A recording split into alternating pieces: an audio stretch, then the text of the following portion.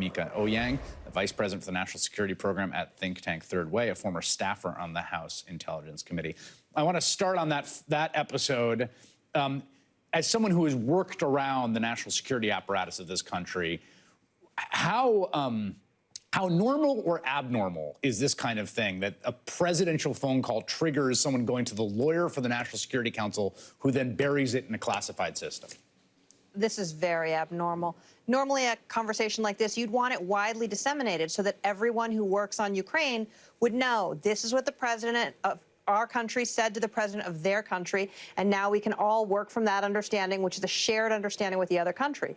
By burying this phone call in this highly classified database where very few people had access to it, they knew that there was something wrong there. They were trying to hide it away from all of those people.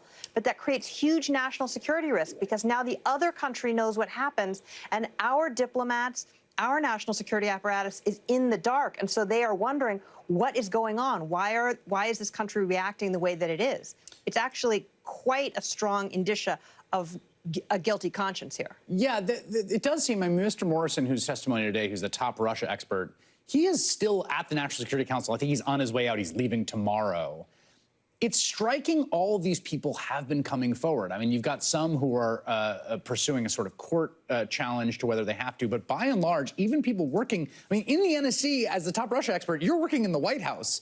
And even though reporters indicate he was careful not to directly criticize the president, and even said of the president's phone call that I did not think it was a crime, that he's still coming forward because clearly they kind of know something was wrong here.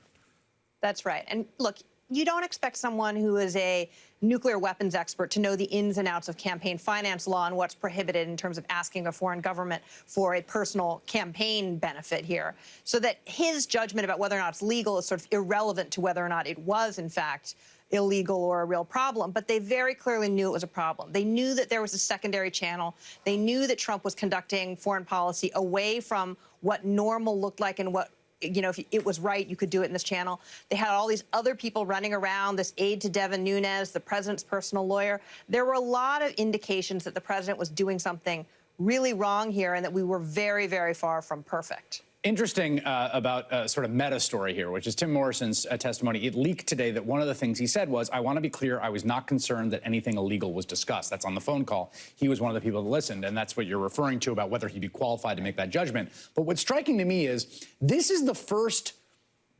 plausibly exculpatory statement of testimony that I have heard leaked in 2 weeks, which makes me think if there were others, we probably would have heard, right?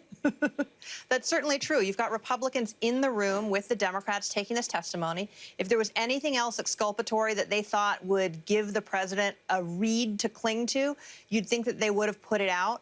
This person's judgment seems, not really something you could rely on. And everything else that the White House lawyers have done since then or before this has also indicated that they think this is wrong. They wouldn't be opposing the production of witnesses and documents. They would not be saying we're not going to cooperate with you if they thought the record would show that the president was doing things the right way for the American people instead of the wrong way for himself. Mieke Eoyang, thank you so much for sharing your time.